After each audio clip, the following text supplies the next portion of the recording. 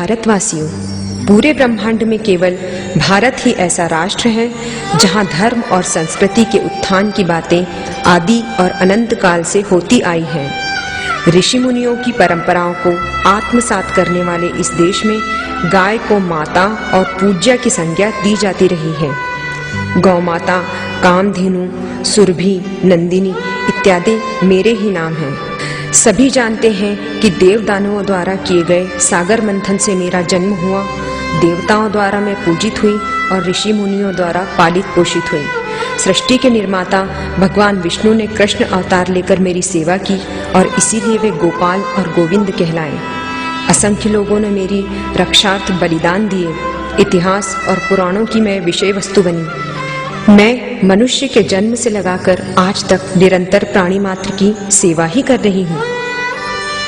आप लोगों की इतनी सेवा के बावजूद मुझे आज मनुष्य ने दिया ही क्या है? मुझे खाने के लिए घास चारा नहीं मिलता।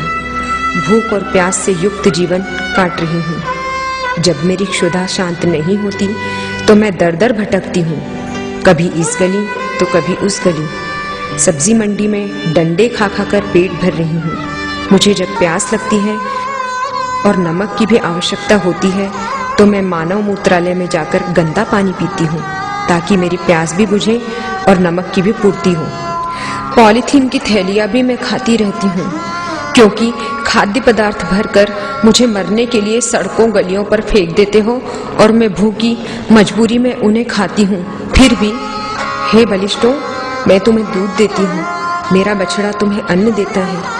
सुनो संवेदन शून्य इंसानों, दुनिया में ऐसी कौन सी माँ है जिसके दोनों पैर बांध दिए जाते हैं और उसके सामने उसके बच्चे को रस्सी से बांध दिया जाता है। मेरे ममत्व की आड़ में मेरा दूध निकाला जाता है।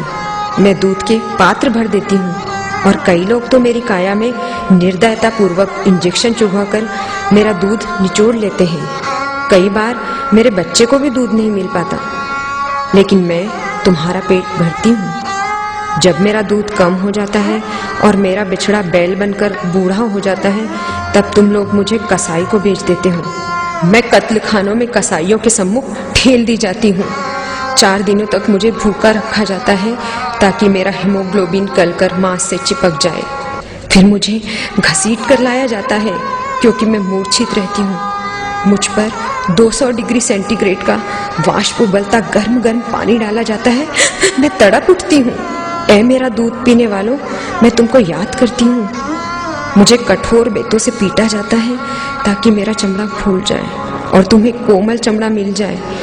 मेरी दोनों टांगे बांधकर मुझे उल्टा लटका दिया जाता है। गलनस काटकर सारा खून निचोड़ लिया जाता है। सुनो जीवधारियों, अभी भी मैंने प्राण नहीं त्यागे हैं।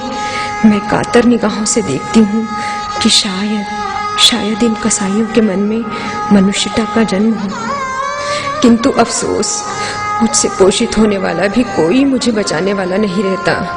मेरे नरम चमड़े की चाहत रखने वाले निर्दयी दुष्ट कसाई मेरी जीवित अवस्था में ही मेरा चमड़ा उतार लेते हैं और तड़प तड़प कर मैं प्राण त्याग देती हूँ। सुनो धर्म प्राण मनीषियों, राम, कृष्ण, महावीर और नानक की जय जयकार करने वालों के इस देश में मेरी करुण पुकार सुनने वाला कोई नहीं है। मुझे तो बस एक ही बात का समाधान चाहिए कि तुमने मेरा दूध पिया है। मेरा बछड़ा कंधे पर हल खींचता है, बैलगाड़ी खींचता है, कोड़े खाता है, हमें कीले चुभोई जाती है, फिर भी हम तुम्हारे घर दूध, अन्न, फल और सब्जियां पहुंचाते हैं। मेरा बेटा और मैं चमड़ा, मांस, दूध, हड्डियां सब कुछ तुम्हें देते हैं। आज ये जो शहर बसे हुए हैं ये भी सब मेरे नाम की गोचर और गोचारण भूमि पर बसे हैं। सच कहूँ तो मेरी इस भूमि पर भूमाफिया राजनीतिक गुंडों ने कब्जा किया हुआ है।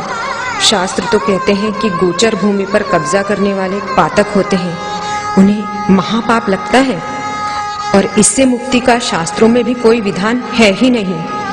मेरी भूमि पर कब्जा कर लिया है तभी तो मैं शहरों में आई हूँ और वहां से भी मुझे बेदखल किया जा रहा है। इस पवित्र पावन भूमि पर कौन है ऐसा जो धर्म और कानून का पालन करवाकर मेरे प्राण बचाएं? तुम्हारे किए क्रूरतम अत्याचारों को सहकर भी मैं तुम्हें श्राप नहीं दे सकती क्योंकि मैं माँ हूं ना। मैंने अपना कर्तव्य निभाया और परमेश्वर तुम्हें शक्ति दे कि तुम अपना कर्तव्य निभाने में समर्थ हो। यही श्री प्रभु से प्रार्थना है।